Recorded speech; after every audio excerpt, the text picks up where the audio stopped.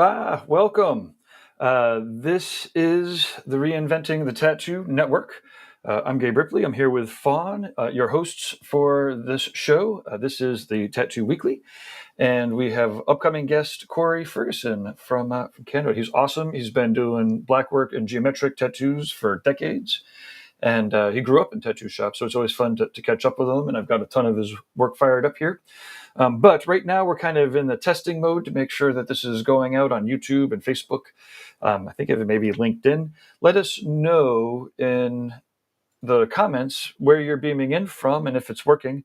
We've got this little chat room here, so I could fire up your comment. And who knows, maybe if we fire up your comment and you see it on screen, we can get you some tickets to one of these upcoming events that we're running. So let's get this started. Thank you very much for tuning in live. It is July 2nd. I can't even believe I bet you can. I guess it's 2024. And this is the Tattoo Weekly, the show that covers tattoo news, interviews like today, as well as convention coverage and all other things tattoo. This is Guy Aitchison's Reinventing the Tattoo Network, where tattooers, apprentices, collectors, the curious, people like you viewers are all encouraged to join into these live streams or to watch the replays, to catch us at real world events, to share with each other, inspire each other, and ultimately create better tattoos and art together. You can find Reinventing the Tattoo in all of the usual places. You could search App Store, either the Apple or the Google one, pick your poison. YouTube, you might be watching live on YouTube, do a search for Reinventing the Tattoo. There's a Roku channel. So if you're watching on the Roku, I just got mine hooked back up. There's actually 12 channels going at any given time with all the replays, including the drunk critique against our better judgment. All the major podcasts, Apple, Spotify, just do a search for Reinventing the Tattoo and you're going to find them. All of the latest and greatest is always on the actual website, the actual internet real estate, reinventingthetattoo.com. There's a free newsletter there for tattooers to join. We won't spam you, although you should definitely join the Reinventing Canon or the weekly Monday classes. Let's see. We've got a lot of events and upcoming events, right? So videos or other live streams. We have Mondays at 9 a.m. That's yesterday. Drawing for Tattooers with James Wisdom. These are all Eastern time. Noon, we have the Reinventing Drawing Group with Jason Leeser. Then the Monday night is the Reinventing Subscribers, 9 p.m. 11 a.m. Eastern on Tuesdays is the Tattoo Weekly. Hey, that's the show. And we have upcoming guests lined up. And then, you know what? You could always just go to reinventingthetattoo.com and the schedule is there. Would like to thank worldtattooevents.com, the largest, most comprehensive resource for tattoo events worldwide. Tattoo Now, that's my business. I do computers for tattooers. And then Reinventing the Tattoo, is the main reason why we're all here, as well as the Paradise Tattoo Gathering, actually. That's the event that's coming up October 24th to the 27th. And we'll be talking with Cory and Fawn about that now. So positive reviews out on the channels to help get the word out. If you'd like to host an actual real-world event or sponsor the community or get in touch with us or give us critiques, management at reinventingthetattoo.com. Okay, how are you, Fawn? Did you get a chance to see if this is working? We did. I checked that the YouTubes were working, and they were indeed working just fine. So, fantastic. Yeah, I'm pretty good though. I've been working like crazy. We are kind of like gearing up for Hell City here around the warehouse. When's that? What are the dates on it? This is Hell City, Arizona. Jess, what are the dates for Hell City, Phoenix? I don't remember numbers. The last weekend of August. The last weekend of August. Something like that. 23rd through 25th. August 23rd. And, it happens every year, right? And, or it doesn't happen every year, right? Whenever, I can't believe I just said that. Whenever people are like, oh, I'll just go next year. I'm like, it's not guaranteed to happen next year. Now, Hell City is like an establishment, right? So there's... Yeah. It's just one of those, like, some years yes, some years no. Dirk's got a lot of responsibilities on his plate. He's running multiple businesses, things like that. So, but I think we're locked in for the next few years. So we'll definitely have Hell City, Phoenix for the next few. Well, But yeah, just in my personal life, I've just been tattooing away like crazy. I'm really stoked about some of the new projects I've been starting. So I've been incredibly busy, but busy with a lot of really good things. I'm really excited. I hear you. I've been working away with all the Tattoo Now clients, and I'm like actually settled for the first time again in like 5 or 6 years. And so all of a sudden, when Tuesdays come up, if we didn't have a guest, it was like, oh, I want to do it, but you're busy, I'm busy. Let's just keep working. But Yeah. that said, we have Cory on later. We'll bring him on in a second or two, or a minute or two. Yep. And then next week we have Amy Nichols. And because of the conventions and whatnot, there's definitely no shortage of guests that are coming in. My camera is blinking, isn't it? I heard through the grapevine you're going out to New Mexico. Yes. Yeah. Actually, I got. Should we talk about that event at all? Because I Yeah, know we that's could. going to be the APT meetup as well. The APT is going to be. That's the reason why I'm going out there. I'm a non-tattooer, but I've been involved in the tattoo world for practically 30 years at this point. Yeah. So, and they have supporter, kind of packages. So I signed up, and I love going to conventions, and I love New Mexico. Hmm. So all of those things fell into alignment, and Yeah, unfortunately, I just found out today that you were going. I was like, oh, sweet, that'll be great. Because I'm going to take all of my equipment out and help Ben Shaw broadcast awesome, and record interviews. And then also, Lauren will be walking around interviewing, and I'll be helping record and facilitate that as well. Like maybe if I can hold the camera and she can just talk, open her up to, awesome. better conversations. Oh yeah, it's going to So be a I'll be great out show. there, Okay, yeah, I'll be out there just kind of noodling around with my travel AV setup and see awesome. how helpful I can be.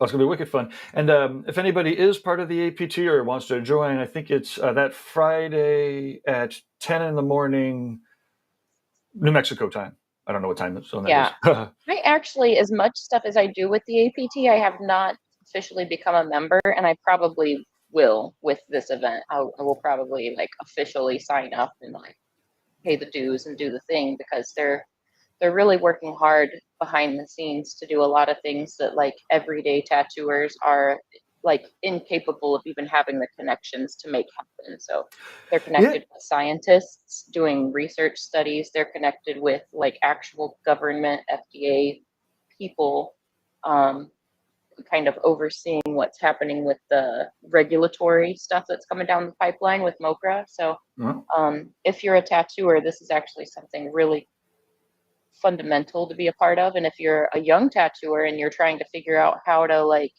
get involved and better our community, the APT is the best way, really. yeah, and it's really one of the very few, if not only, actual established groups of tattooers that the government would deem as legitimate, right? So again, regardless of how you Yeah. felt about them in the So past, in it's in like order this to is it. actually like basically be a organization that can stand up to like the big wigs, so to speak, in layman's terms, they have to be established for at least 30 years. So there are other groups of tattooers that have come together, but none as old and as well established as the Mm, APT. So the mm. APT actually has some like with the age of the group and the way that Actual it's set up, it gravitas. actually, yeah, it actually can, it has the power to get things done when things need done, but there's a lot of work behind the scenes that go into it. So there are a lot of things that just like being minimally involved and just casting votes or lending an opinion or giving your experience when like group questions are asked are going to be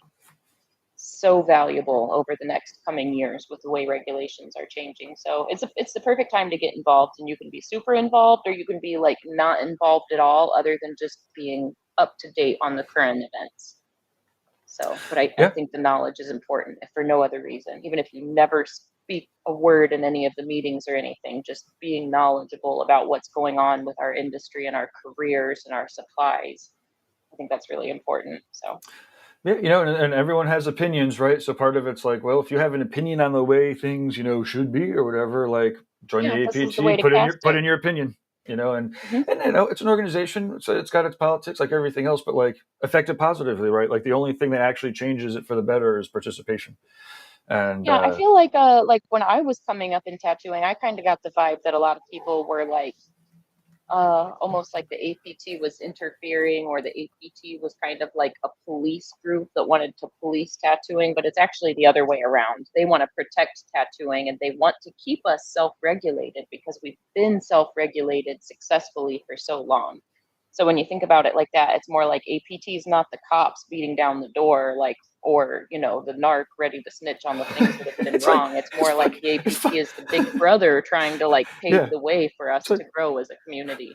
fucking Jack Rudy and Carrie Barber and Sean Anderson, like Yeah, they're yeah. not the Nobody but loves tattooing more than like our forefathers, and they're active. They're very active in it. So, like I yeah. said, in New Mexico, I will probably like officially become an active member of the APT, where I've just been kind of like helpful as much as I can because I do believe in what they're doing. Yeah, I mean, there's a lot of people that have been watching for the last couple of years and have been like, I remember the APT. I don't know, well, why would I join them again, right? Like, Mm-hmm. and again, with an organization that long, there's just been ebbs and flows, and Yep. some people just were never really all that. Again, it's like a political organization. A lot of people like I don't do politics or whatever, and but at this point, the last Just couple of being on years, those email lists for absolutely, the knowledge. and there's been a lot more action, a lot more knowledge, a lot more participation in the last couple of years. And so there's been a lot of artists I know that are just like, they're watching, kind of like you, right? They're watching it, they're maybe putting in a little bit, but they just haven't joined yet.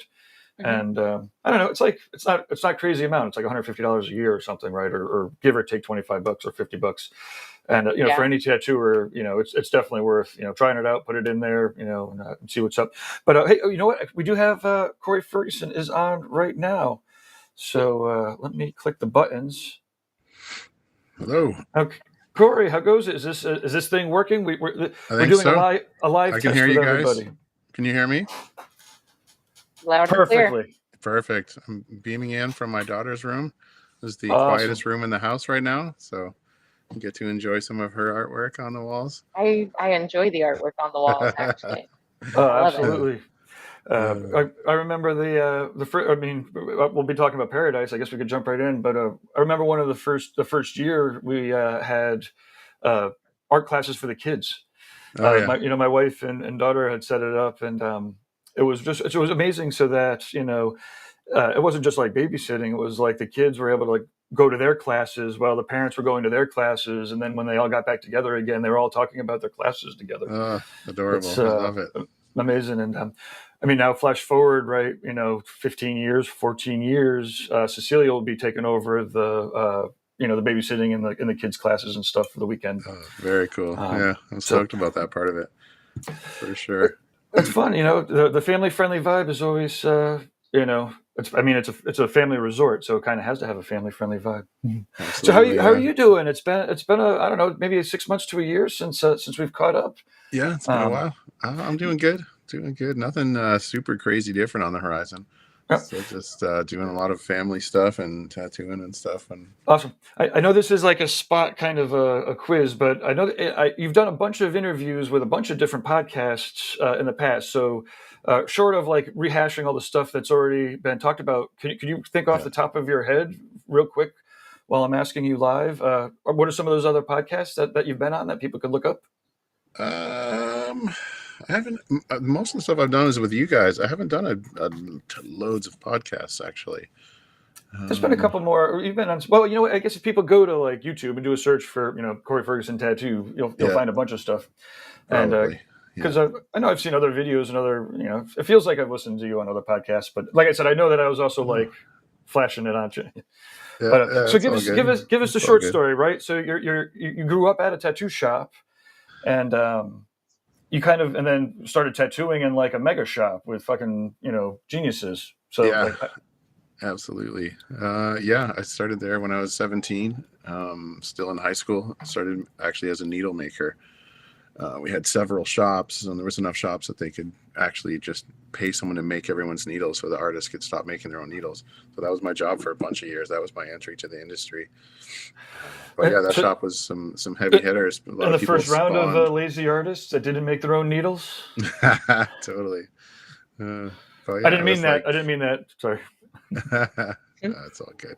If anyone's going to be offended by that, they need to chill. No, just the level of artists that were there were pretty wild. They went on to be some of the best tattooers in the country and in the world. I Was was a that kid there, and intimidating, or was that like normal, or like? it was intimidating in a way, yeah, because like Steve Moore was there, like starting out. Craig Driscoll, Steve Moore, a lot of like Kurt Wiscombe was there. Mm-hmm. So like it was Yeah. crazy, and that was just like that was my entry into the business. Like I was like, okay, this is what tattooing is. So they were always pushing me to like, you should tattoo. You've been drawing your whole life. Why don't you tattoo? If you can, Ace was the owner. He was like a total tattoo legend, and one of the original convention throwers. But he would always be like, oh, if you can tattoo, if you can make needles for 6 months, you can be a tattooer. So I was like, oh yeah, maybe. But then yeah, it did a little bit intimidate me into like, I don't know if I could do what these guys do because the level was so high. I was 17. I'm watching Steve Moore put out this like groundbreaking like cubist flash back then from Steve Moore, and then Craig Driscoll, the stuff he was doing was just like so next level. So I was like, I'm not sure if I can hang with this kind of stuff. If this is what you need to do to be a tattooer, I'm not sure. Uh-huh.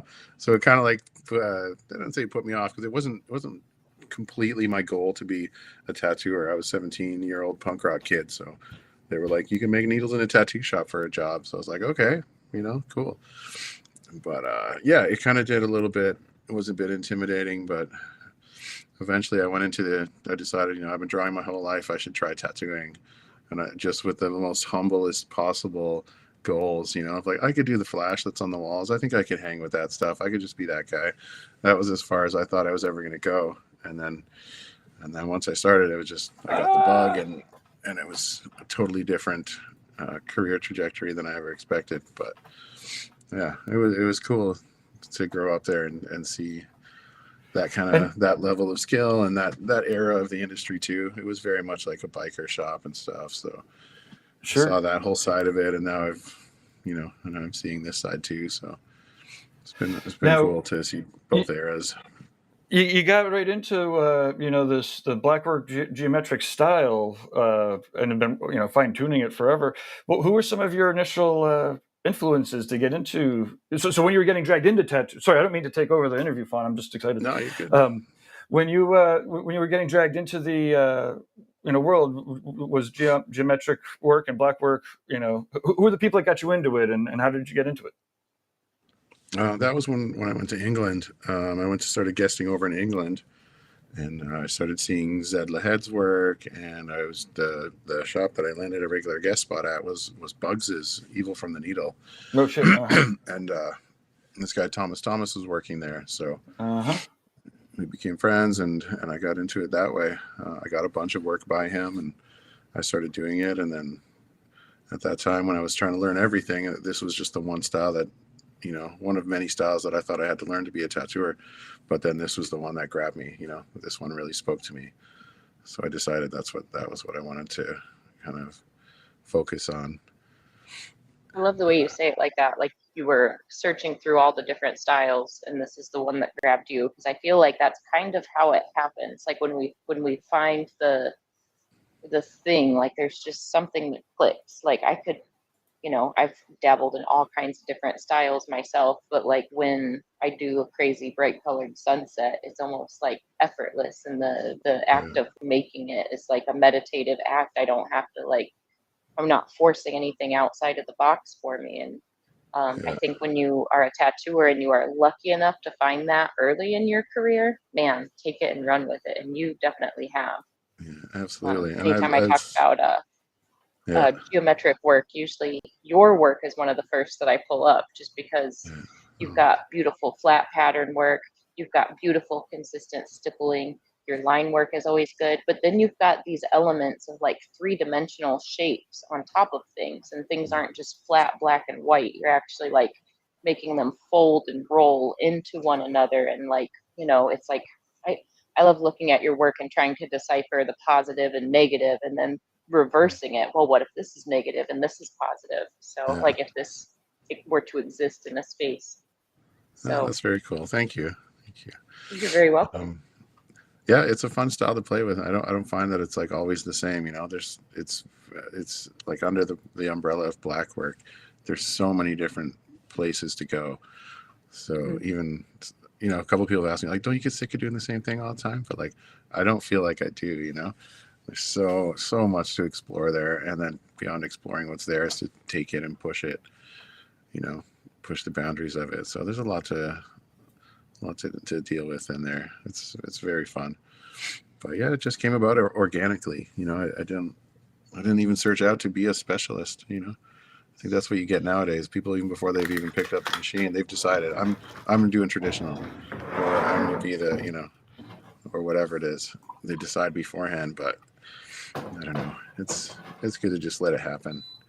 Just check it all out, because you're going to learn stuff anyways from all the other styles. I have an apprentice right now, and I'm teaching them very much so to like learn everything. Specialties Did will, you if do they this come. at the Paradise Gathering in Keystone? I was in Keystone, yeah. I remember Oh, this one. this piece, this guy I was here. remember watching you do this. Oh We might no, have this worked on wasn't it in there. Keystone. I feel like I remember seeing you work on this. Possibly. There's a good chance. I know he was there. Yeah. I don't know if I worked on it there. I don't think I did, but I think that was the show where I met him. It's my friend Josh. He's also an awesome tattooer. Yeah, I could have been watching you work on this at another show and just am remembering it as Keystone. But I think so. Yeah, I remember. I specifically remember you working on this years ago. Yeah. I worked on it at Hell City. That's that probably must the be one. where it was. Yeah, probably got Hell my Hell City. City shirt on today. Yeah, there you ready go. for Phoenix. Awesome. I miss Hell City. I haven't been to one in a bit. I would like to again. Yeah, such great we're shows. looking forward to that pool party the Monday after Hell City for like the whole staff and like our personal team and like the artists that stay and hang out. That pool party Monday. It's like our team vacation all wrapped up in a day. Yeah, it's pretty fun. One year it fell on my birthday. I was like, yeah, this is a good birthday. Nice. The pool party. Yeah. When it falls on like a birthday weekend or like an anniversary weekend or one of those milestones and people can make like whole family vacations out of it, I think that's one of the things that makes Hell City kind of magic. Yeah, absolutely. Yeah. I've done a bunch of shows this year. They've been quite good all this year, surprisingly, even though like at the shop, I think most people's shops at this point are slower than they've ever been, to a scary degree, but the conventions have been really good. We did this year, we did Detroit, Winnipeg, and Toronto, and they were all killer. They were all so surprisingly like, wow. Detroit was super busy. All the booths around us, they were saying they showed up with nothing and worked all weekend long, like more than they could handle. So that was a good sign. Detroit's always a good show. That's always been one of my favorites. Yeah. Detroit's phenomenal. I haven't done it in quite a long time. It's probably 10, 12 years. So it was so good to be back, and it was amazing. It was even better than I was expecting. So that was sweet. And then after the show, I got to go to Tattoo at Leo's shop, have a little visit with Leo Zulueta. So it was awesome. All stuff I haven't done in a long time. Yeah. And the Winnipeg show we did last month or May, it also had that real family-friendly vibe. They have a lot of stuff set up for the kids. So my daughter heard there was going to be a coloring contest, so she was like, "I'm going to win that." She was so stoked. So she as soon as it opened, she ran straight over there and did one. And so she won. She won this trophy. She won it was the same trophy that the tattooers got. I got to watch her win her first award at a tattoo convention. She went up on stage and the whole thing. It was amazing. So awesome. It was like, that's been like the highlight of my year. Oh, I bet. So cool. Yeah. I've been joking around about nudging Derb to bring back Heck City. Do you guys remember when he did that? Where he had like the little like temporary tattoos and all the cutouts all together? Yeah. Like Heck City with a coloring competition. I think that would be a really cool idea. Yeah, it was cute. Temporary tattoos are one of those sleeper kind of marketing techniques. Oh, they're so inexpensive. So inexpensive. Like, and if a tattooer isn't busy, right? Like, if you go and set up at a music festival and do temporary tattoos for $1 on the kids, like, you're going to walk away with, $150 in your pocket and like 50 kids that are going to come and get tattooed, and half of their parents. You have to wait for the kids to get tattooed. No, I'm just saying those temporary tattoos out there on the, definitely at the events and whatnot. It's a real fun time and a real good way to Get your word out there. This is cool. You seemingly you're doing a lot of job stoppers, right? A lot of faces, a lot of heads, a lot of hands. Um, yeah, sometimes these ones that are posted are all throughout the years, Yep. so it's not like it's an everyday thing. But yeah, it happens. I think I did a face a couple weeks ago. Yeah, I did in the last 2 weeks. Done a face and some Yeah. hands. Yeah. Coworker just yesterday, Maddie, she's joined me on the show a few times. She just asked me to do the palms of her hands because I'm like blasting over some stuff on one of her lower arms. And I was like, yeah, if I can just like slowly stipple it all in there. She's like, you can do whatever you want. So it was nice to see that boldly stippled hand tattoo because I feel like that's the way to make them stick, not fast pepper stipples, but slow, deliberate, like you are depositing ink consistently with every touch of the machine. And I think that's what makes the difference in hand tattoos. I'm no expert, but the few that I've done that turned out really well were just stippled like that. And Yeah. Well, Slow, it's better way. I don't mean to in. take over the camera here, but Mac, it's actually Cory taking over the camera. There you go. But I don't know if you remember. This is how old is this now? Is it 10 years old? At least 10. It's got to be at Yeah. least 10. Yeah. And maybe you more. can see, the center we did enough to completion. We only did one round on the fingers, but we'll have to get back into that. But that's that's in there. It's in there. And Yeah, the fingers could use a bit of a touch up, but they're in there. But for 10 years, that is wonderful. You can still see, like, even though some of the marks are light, you can still see all of the marks. They're all like the data hasn't been lost over time. It's just a little bit lighter. Yeah. I like when I get to wave goodbye. I'm like, ah. Yeah, that like stippling with intention and confidence and consistency, I think, is what gets that instead of the quick, like, consistent. I don't know. Now, it's interesting.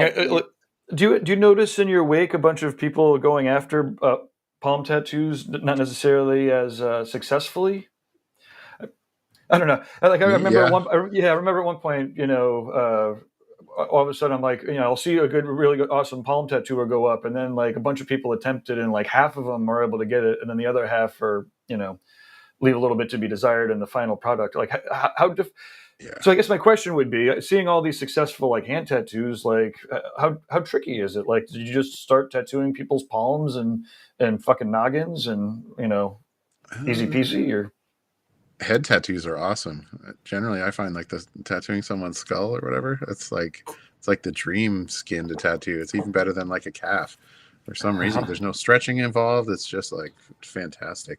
But palms, yeah, I don't know. I can't remember like where I got just little discussions here and there. I remember discussing palms with artists here and there and like collecting some tips about it. And yeah, doing it that slow I kind of stab in the line as I go. So it's like dots, like slow dots, but I'm not pulling the line like horizontally. I'm stabbing it in as I go. And yeah, kind of slow and deliberately. And it seems to stay. And it's like, I think everyone knows it has to be brutal for it to stay. Unfortunately, it's not like I take any pleasure in that. Like, oh, it's really gonna hurt, ha ha ha. But it really has to hurt. You have to put that shit in there so deep so that it stays. I had a consultation this week for a palm cover up. This girl went and got a bunch of little palm tattoos, and like none of them stayed. There's maybe like, I don't know, 10% of the ink left.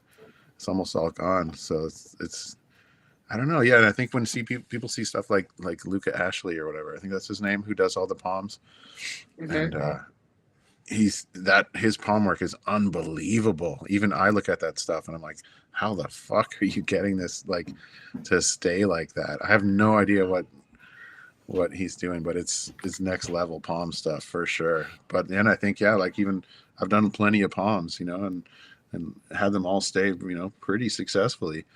I've seen some of my palms that were done 20 years ago and they're still there. So like I got a good handle on it, but nothing like what Luca Ashley, if that name is right, is doing. So I think a young tattooer seeing that stuff and trying to just like they make it look easy. So then to try and do that, it's like it's going to be a disaster a lot of times. There's not going to be a lot of people getting that type of success with it. Think about like palm tattooing aside, think about how many train wreck ornamental tattoos and like stippled blackwork tattoos you see because people don't understand first of all, how to make that shape. So once they start to lose their stencil, it just becomes crazy. Yeah. I Yeah. see a lot of people getting into geometric work, and they'll like pull a design into Procreate or whatever and then just mirror it a million times. But like, Mm. I had a guy that was working with me one time, and I was like, you need to know how to make that with a protractor and a compass. Like, if you can't make that with a pencil on a piece of paper, you don't have any business tattooing it yet. Yeah. And we went round and round and round, and I even like took the time to show him how to build sacred geometry off of, like, you know, the six circles, like, Yep. and he saw no value in that. And then even years later, you still see it in his work. Like, there's no consistency, there's no rhyme or reason. It's just shapes and patterns overlapped, but there's nothing sacred about any of it. Yeah. So his clients call him asking for sacred geometry, and it's like, that's not even like, it's just frustrating. I feel like if you're gonna go down the avenue of like geometric blackwork, then you should learn all there is to know about geometry so you can then communicate through geometry. You know what I'm saying? Yeah. Yeah. I mean, it depends how spiritual you want to get, but it's definitely whether it's like the composition or the like spiritual meaning behind it, there's got to be some sort of deeper attention paid to it. Just slapping all this stuff together doesn't make for a good sleeve or a good piece. There's more to it for sure. Absolutely. Yeah, the programs definitely make it easy, but it's yeah. Like my app doesn't draw anything for you. You have to draw it yourself. So I do like that about it. It forces you to be the artist still, you know. Yeah, to So become like in tune with and in touch with the marks that you're making, instead of just printing the quickest mark you can make and then replicating that quickest mark. yeah, absolutely. I love Yeah. I love building and playing.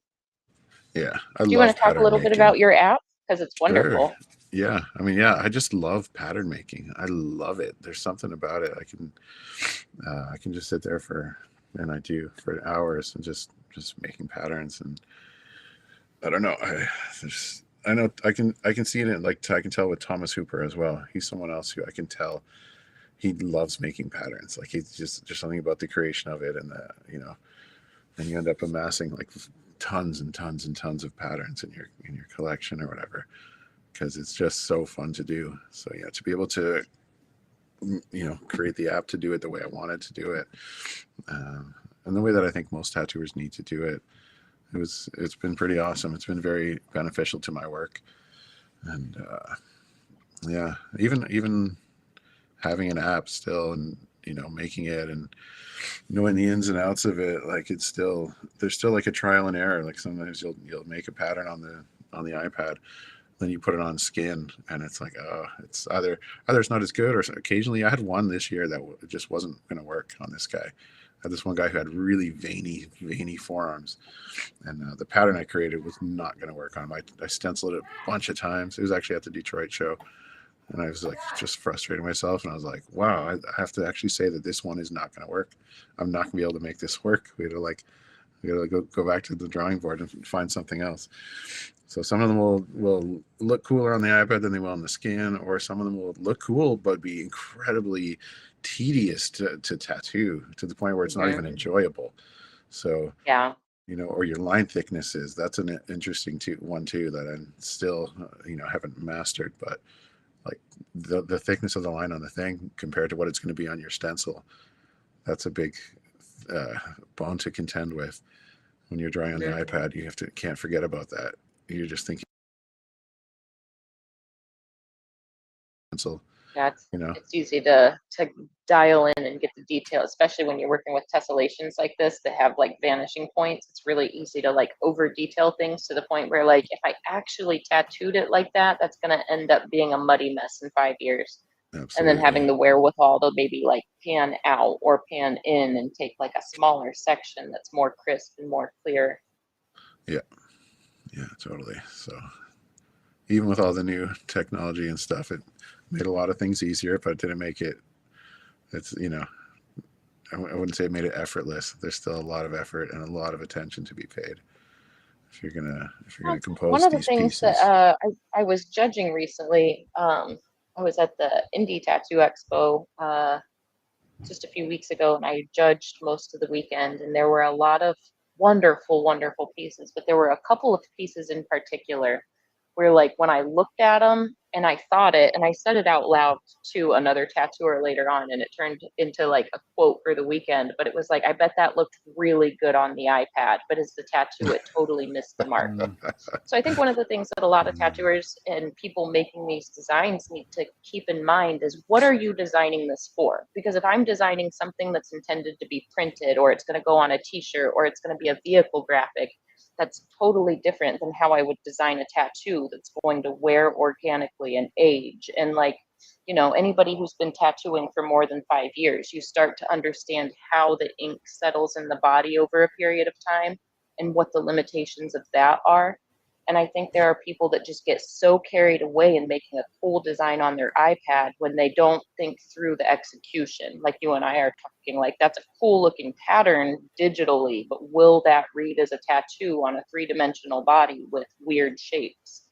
Yeah. And I think when it comes time to looking at final tattoos, one after another, you can see which artists grasp that they are designing for an organic body, and which artists are designing for an iPad or a flat piece of paper. And I think that's something that, you know, I know Russ has definitely tried pushing a lot of digital products to make people consider the actual form and fit and flow and function of the body. And I Yep. think that's, you know, another one of those like red flags of like iPad artist that hasn't really figured out how to translate their drawings to skin, and like understanding the limitations of skin versus our digital medias. Yeah, absolutely. And I mean, I think that's a big thing in tattooing right now too. There's like this renaissance of that. It seems to come in waves of people who think that they don't need to listen to the old school rules, and they're gonna, just do things their way instead. And like, oh, I can make it smaller. I can make it, and I like asking every people little while this: that happens. Well, And what if we're going you're through a big what if one you're now. traveling and you're going to a show and you've designed this thing on your iPad, and let's say it's a 2-day session, you've got half of the stencil on there, you're good to go. The next day, your iPad gets stolen at breakfast, or you drop it in the street and it gets run over. What do? How do you complete the pattern? If you don't know how to draw it by hand without these digital tools, what do? Do you just tell that client, I'm sorry, you have a half finished tattoo? Or do you sit down with some markers and make the design happen in person, in real time, because you know how to make that mark? Yeah, that's a That's good skill always to the have. like, what's the worst case scenario that could happen? All of my electronics die and I can't complete this design without my electronics. Well, you better know how to complete that design by hand. In my opinion, as a tradesman, as a craftsman, you have to know how to complete the job at hand, even without a tool. Yeah, And I absolutely. think that's a really hard lesson to teach somebody without sounding like, hey, young chap that's only been tattooing a few years, like, maybe you should know how to work a pencil. Yeah, It's a hard one totally. to push. Yeah. And especially with geometric stuff, yeah, where you're making a pattern on a program, and then what happens if you don't have that program?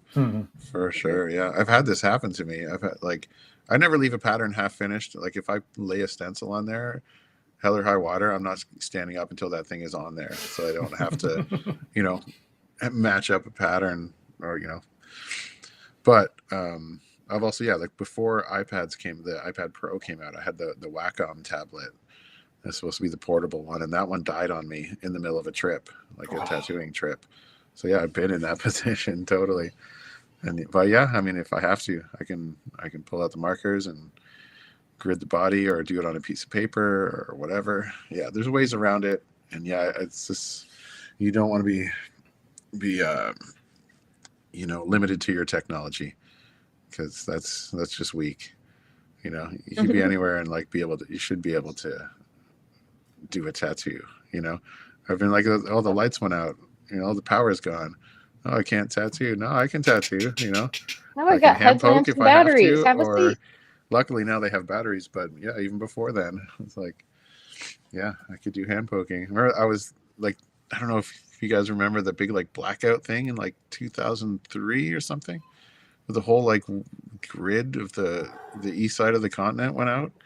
You guys Yeah. remember this? Ironically, I was on a camping trip that week. So as we were driving back into civilization from northern Michigan, we heard everybody talking about this blackout. We thought it was a hoax. We didn't realize like our whole Yeah, families and everybody were out of electricity the whole time. This Like was yeah. we had cell ice phones, but storm, it was maybe. uh, No, it was the summertime, I one think. he's Oh, talking okay. about was summertime. This was like Yeah, one I of the remember. first major rolling blackouts that I can remember, and it was like it went from like New York all the way to Michigan, Yeah, it was like far. that whole region. Yeah, yeah, up into Canada too. It was ours as well. Yeah, that was crazy. I remember somebody at my shop was in the middle of a tattoo. I think they had just gotten the outline done, so they were lucky, and they had to come back later and fill it in. But we didn't know how long it was going to last because it did end up lasting like 3 or 4 days or something, maybe even longer. Mhm. And I was like, if this keeps going, I'm just going to go in and hand poke. I'm going to go in and tattoo. I'm going to do hand poke tattoos because I could do them back then. But yeah, nowadays it'd be easy, just wireless. I've had it go out recently, like in the last couple of years. I had the power go out on me. It's like, At yeah, all Red right, Tree, well, we I got a have these battery. little portable battery packs in each of our rooms that have like several different kinds of plugins.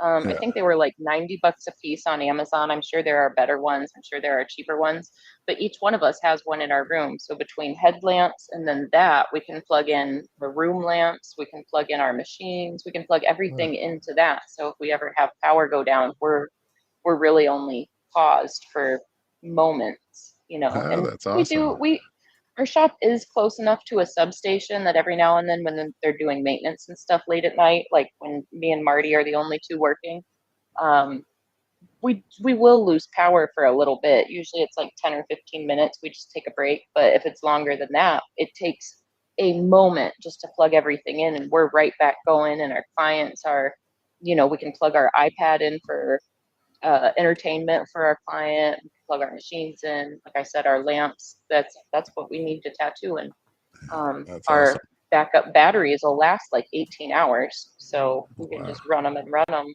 a little bit we're pulling and just keep working away. Yeah, very Yeah. cool. Yeah, I'd like to be able to like tattooing is as primitive as it gets. So like I don't want to forget that. I want to like keep that a little bit of that in there, you know. So like it's nice to be able to do it with zero technology. I've done some like some hand poke tattoos in like fun places even before there was wireless machines. The only way you were going Yeah. to do a tattoo on the beach was to do a hand poked one. So I've Mhm. tattooed on the beach in Hawaii a few times. I did a tattoo right after Hell City one year. Went up to the Grand Canyon and did a hand poke tattoo at sunrise on the edge of the Oh, Grand amazing. Canyon. Like just because I could. It's like why not? I don't need electricity. I don't need anything. I can just go there with some ink and needles and There's off been a you go. couple of like convention type, events like that. Where they'll put together like I don't know, a dozen or 2 dozen, tattooers all kind of off the grid camping doing shit like that. No. Yeah, I think so. I don't know Yeah. actually. Never been to one, but I'm Yep. sure. Yeah. Every once in a while, I catch wind of something over in like England or maybe like India or something. I don't know. It's Yeah. always I think sounds there fun was to one me. in Ireland Mhm. maybe. That was There you go. intense. That Yeah, one. that sounds familiar. Yeah, that was a bunch of years ago. Yeah. Yeah. I didn't go to that one, but yeah, that's pretty cool. Well, yeah. So now, if my iPad were to die, if I didn't have access to paper or anything like that or whatever, I could just pull out markers and draw on the skin. You know, I've spent the time to figure out how to like grid out the body on the Mhm. skin, and that's it's the only really way to make those like seamless patterns go all the way around the arm. So it was something Yeah. that Now, I when I had to do learn. landscapes that wrap all the way around the arm, I know it's completely the other end of the spectrum, but I still start with putting a grid on the body so that all of my trees and my horizon lines are all vertical and horizontal when my Yeah, client stands. Without that absolutely. grid, even even though, like I said, my stuff is the opposite of this, without that grid, it can get real wonky real quick. So I Yeah, think yeah, for many types of tattooers, starting with a simple grid of like yellow or light green on the body, just starting with that to make sure that your stencils are all moving where they're supposed to, or making sure your hand drawing is moving the directions it's supposed to. You know, if you have a grid on there that's your vertical and horizontal lines, and then you take another color and you start like contouring like how the muscles move and how they bend, I really think that that's something that almost all tattooers should incorporate when they're laying out large pieces like this, not Yeah. just geometric. I think this is something like when we're considering the this the posture of the person wearing the tattoo, like not only are we considering the body, but we're considering how our client carries their body, and we have to make our work fit and flow in that way. So I really think you've mentioned gridding a couple of times now, so I just wanted to dive a minute and say that I think that's necessary, not just for this style, but most styles of tattooing, and it's a step a lot of people miss. Definitely. I never even thought of the landscape thing, but you're right. Absolutely. If that horizon line is not correct, like forget about it. Like, yeah, that's very Yep, cool. Yeah. I've got one client in particular. When he sits, his horizon looks so crooked, but he's very muscular, and his shoulders are, you know, he carries himself a certain way. But when he stands, that horizon is straight as it could be, as horizontal as you could imagine. But in a sitting position, it's a little funny looking. And Yeah. I think if I would have stenciled him in a sitting position, how funny would it look when he's actually standing and talking to people and showing his work off?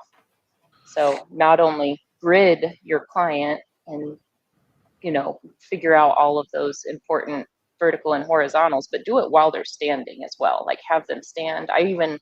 I'll have my clients stand and I'll be like, shake it out. And I'll make them like shake it out a few times. So they're actually like standing in an upright but relaxed position instead of, you know, clients get kind of staunch at the beginning of a session when they're nervous and not sure what's going to happen. But I think that Yeah. is a crucial first step in laying anything out in the body, is establishing that grid. Yeah, definitely. If you're not gonna do it when they're standing up, you might as well not do it at all. Because you're gonna do it while they're sitting or laying down. Don't even bother. Yeah, it has to be. It's always that thing. Everyone's got their different keywords. Like, okay, just loose, natural. Okay, relax your muscles, whatever. Just trying to get them to do that thing. But yeah, that's Yeah, I feel very, like very there's important. that. And then there's the like walking around them and just like brainstorming and daydreaming how it's really going to look as their arm moves and flows as they walk, or as their leg changes as they walk. I think all those things are incredibly important. And sometimes people get so excited to just jump in and get to tattooing that they'll skip some of those little steps that really only take a few minutes. Yeah, yeah, those help a lot. They do. That's I talk about a little bit about that in my stenciling seminar too. It's like not letting that sort of. Sometimes people just feel rushed. Artists will feel rushed without. There's no real reason for it. You're putting that pressure on yourself. Whether it's like you feel like, oh, they're think I'm wasting their money because I'm charging them for this, or maybe that they think I don't know what I'm doing because it's been 90 minutes and I still haven't tattooed yet. Yeah, But if when Russ laid the stencil on my back, I don't know if you guys are familiar with it, but it's the one that's based on the geometric blocks from the Arizona Biltmore. But when he laid that stencil out, because we did it all in one shot, um, it was probably like an hour and a half of preparation and like just drawing lines on me and figuring out points on me and like putting the stencil on me dry and making sure everything like fit my body. You know how you can like contour the paper so it has a memory.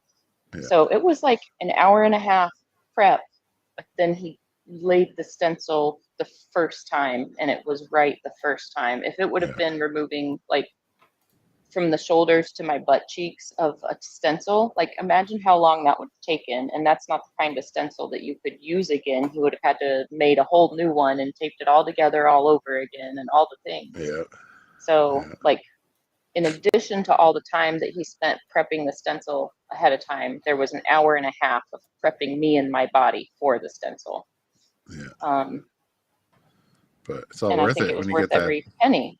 Yeah. one shot stencil. Like that's one of the best moments in life. Mm-hmm. As a tattooer, Yep. you're laying this giant, super difficult stencil. You get it in the first try. Yeah, there it is. Oh, But see how symmetric it is in every direction? yeah. Wow. And I mean, I put a little weight on now, but at Incredible. the time, my measurements were symmetric from my hips to my shoulders. So even the design fit on me symmetrically. He didn't have to Amazing. manipulate anything to make it look even. So it was like taking all the time to get all the points in the right place Wow. work. That is so Even cool. though I was like tired of standing there, it was well worth it. Yeah, totally. Yeah, when I'm doing like a seamless freehand thing, it's usually about 2 hours. It can be anywhere from 90 minutes to 2.5 hours. Well, you know, we've been there like a good portion of the day. We haven't started tattooing yet, but yeah, at this point, You've taken 2 breaks already, and you haven't even opened up any needle cartridges. Yeah. And yeah, but when I was younger, that would have freaked me out. I would have felt like I would have been sweating it. I would have been totally like feeling insecure and like, oh, you know, worried that the client is upset about it or whatever.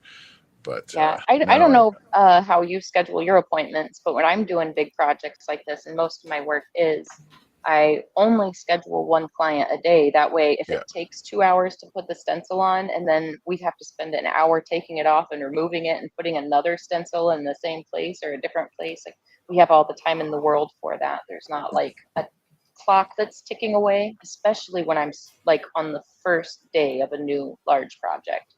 It's just one of those, like, it takes as long as it takes. I explain that to my clients, and then, you know, once we get the design perfect and we're on the same page, then we'll probably take another break to prepare to get started. So, you know, some days we'll easily have a break or 2 before I've even opened up any actual tattoo equipment. But yeah, it's all worth it. Generally, if the client signed up with you, they know that it's worth it. And they know that this is just part of the process. So that's why all that pressure is self-inflicted. I mean, I don't think there's ever been a situation where I was aware that a client was like, "Oh, hurry the fuck up, man. You know, I've been paying for 2 hours now." But like, that's never happened. It's just all in my head or you know, in the person's head. So just get over that, get the job done, and you know, make that magic. When they seek us out for these kind of things, they're ready to go through the process with us. Yeah, totally. And if it can be stenciled quicker, then I'll stencil it quicker. But if I have to draw for 2 hours on the skin, then that's what I'll do. I'm going to do the best way to make this design happen. So, yeah. This is cool, this display thing you've got going on here. Like, you guys have been like, is this you, Gabe, or is someone else helping you like line all these images no. I'm that's why I'm a little distracted. Thank you for carrying on the conversation. But this is all cool stuff. This is amazing. This presentation is like next level from the last time we did this, for sure. As we're talking, you're pulling up stuff that's relative to what we're talking about, and I like this new platform as well. This is better than Zoom. Way better than Zoom. This interface is so much easier to work with as well. Yeah, this could not have been easier. Like, signing up to this is a good thing you found here. Very cool. You know, as we were saying in the intro, it's so easy to work and not do live events like this, but we have all the tech and we've got it all together, and it's like so much fun. And I appreciate you taking the time to hop on and to send over the stuff. It's yeah, of course, my pleasure. Appreciate you having me. But we are I guess we are close to an hour. Do you want to chat a little bit about some of your upcoming professional development events and stuffs? Or I know that we have all the descriptions, and we probably have them elsewhere, so we don't need to go too much. But it'd be great to just talk a little bit about what we have coming up.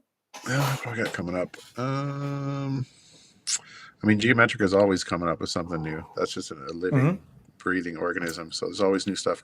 And so just to be clear for everybody, Geometrica is the app. Yeah, the drawing app. And so there's always updates, and you're always working on it, and that's something that's kind of like a living thing. Yeah, there's always new stuff coming down the pipe with that, so that's always super fun. Still enjoying the hell out of that project. Like, doing that has been as fun as tattooing. It's so fun. Awesome. And that's like, you have a community of artists that are like, making all these cool patterns and then contributing into like they tag you, so you have like this large group of geometric artists, like, I presume, huh? Yeah, like the Instagram for the app has been very successful. Yeah, my personal Instagram is just dying, but the Geometrica one is thriving. We're at I think we're close to 225,000 followers. Oh, awesome. So it's been very good. But yeah, it helps. There's a whole community of people using it, and it's this really awesome, I love the symbiotic relationship we have with them. It's like, we get to help promote them. You know, they're using our app, so like they're creating content that we can use to promote the app, but then we also help promote them. So it's like, it's just phenomenal. I love it. Yeah, it's been very cool. I feel like that's kind of part of what you get when you subscribe to Geometrica, is you get like a different type of support. You know, you get support that way. Like, we're going to try and, you know, promote your Instagram and your page and your, you know, all that stuff. And then also I get people, you know, clients or whatever, DMing the Geometrica page, being like, oh, you know, do you know anyone in this area? Do you know anyone in that area? So as much as I can, I'll send those out too. So like, I'll be sending clients to these people. Awesome. And we're going to try and work that into a more organized system where we've got like a list and a geographical list, so that, you know, we can direct people to. So Help more one of the people, things but that'll be coming. help more people answer more questions, spend less time doing it. Yeah, totally. And just get these clients in the artist chairs. But if we can help them do that, and that's another like feature and benefit you get of being a subscriber like that. Yeah. How cool is that? Especially nowadays where things are so Especially slow not, for a lot of people. To be able to help them that way is like, I think it's going to be a huge benefit. well, the tools help, right? Like, you know, when they're able to make better, quicker, faster patterns and show clients different iterations, you know, it will help them sell bigger, larger, you know, more tattoos. It's kind of the same thing with reinventing. A lot of people will be like, I don't know why I want to spend, you know, that much money for a subscription or whatever. And it's like, you know, half the exercises can turn into paying clients if you want, right? And sometimes they do.